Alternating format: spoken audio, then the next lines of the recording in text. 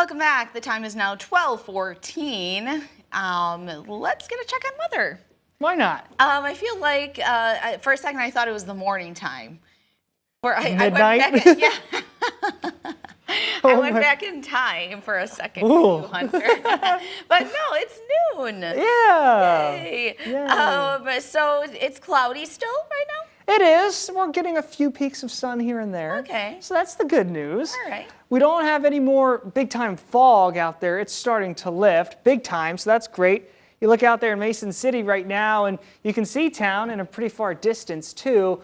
It's still rather thick as you head out towards Charles City, at least according to some of our recent observations. Now around 3 to 5 miles in Charles City. That's the last little bit of this fog before it finally will lift on out of here, and then we are fine for the rest of the day. But the clouds, they're going to stick around.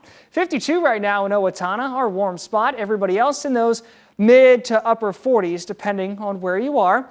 In terms of the clouds, there you go. I love this perfect visible satellite imagery because you get the black background, you get the white clouds, you can clearly see where we have some sunshine building into parts of southeast Minnesota, north Iowa, not really a lot of sunshine at all right now. This is all part of a pretty quiet weather pattern, but we have a storm out in the west that's going through the Four Corners right now. It's going to eject out of those Rocky Mountains and make its way here, give us that threat for some severe weather.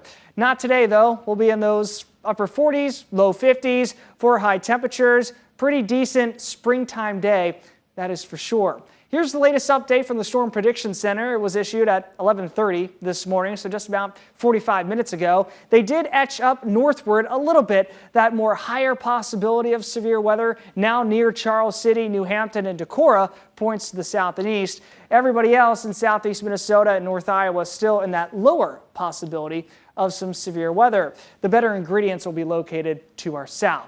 So we'll go through the rest of our day holding on to those clouds into tonight. Yes, a round of rain does look like it'll come in here. Maybe some rumbles, maybe some small hail along with this precipitation, the first round of it. This will clear out somewhat by around midday. We might have some more passing showers and maybe some storms. But then the bigger threat is going to be coming in for the evening as we see more bulky, kind of more powerful storms here. See all those reds in here. That's that heavy rain, that damaging wind threat, that large hail threat too. This will push on out of here by around midnight. And yes, we might even have a chance for some rain mixing over with some snow. We might have some slick spots into that Saturday morning time frame before everything finally pushes out. In terms of those threats, around 5 to 10 p.m. for your Friday evening, around 60-mile-an-hour wind gusts, quarter-size hail, the two main threats here. No tornado threat. That is always great news. The better ingredients will be located way to the south.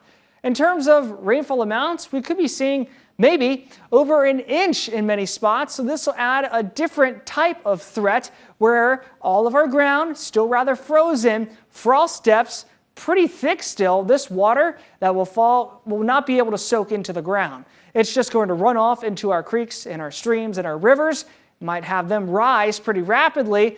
And on top of that, we might have some street flooding in urban areas too, as again, the water runs off of the ground, goes onto the asphalt, tries to find the nearest drain. You might still have some ponding and some pretty deep water in some spots. So we're going to track that very closely heading through our Friday evening into the overnight. As for the next 7 days, after a high near 60 on Friday, pretty nice, but it's going to be raining and storming. We'll drop down to the 40s for Saturday for highs. And don't worry, we're going to jump right on back up, going for the 60s for Sunday as we jump those clocks ahead by 1 hour as daylight saving time is kicking off. 50s as we start next week. Megan?